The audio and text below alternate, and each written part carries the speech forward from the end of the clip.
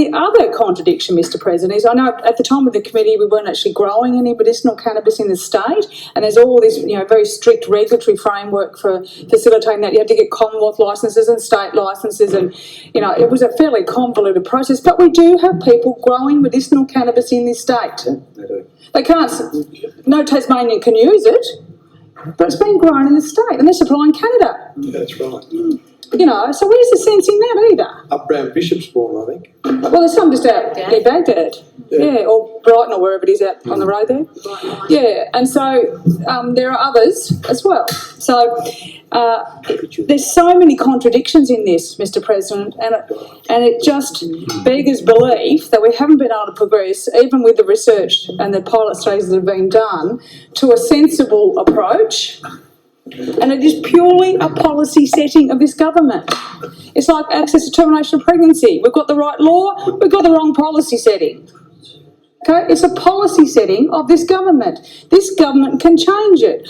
And I know the member for Windermere wasn't able to give me the names of the TMAC members at that point. I hope even the leader may have them, but I'm interested in whether or not the minister... The first paragraph gives the areas, gives the areas. Whether the minister has any power over TMAC. I'll just read what, thank you, I appreciate the member for Windermere providing this.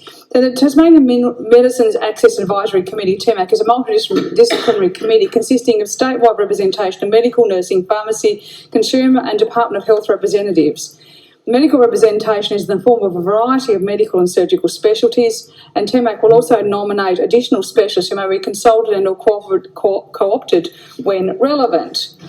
So it doesn't actually name up the members, but that's okay. But from that description, there is a wide range of expertise on this committee. So what is the problem? Can the minister influence?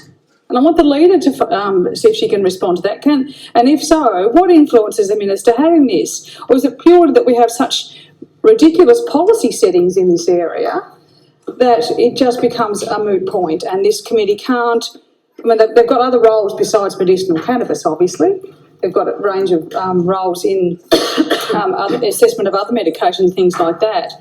But it also says here that TMAC has delegated authority from the Secretary for Health for review of applications made under the Controlled Access Scheme for unregistered cannabinoid medicines.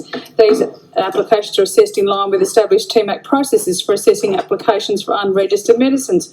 Who sets those processes? Does the committee set them, or does the minister or the department under the oversight of the minister set them? Because something doesn't seem to be making sense here to me. If you're going to apply the consistent approach federally that the federal government or the Senate inquiry have called for, and other states appear to be adopting. So there's a lot of unanswered questions here. I just wonder where this influence is.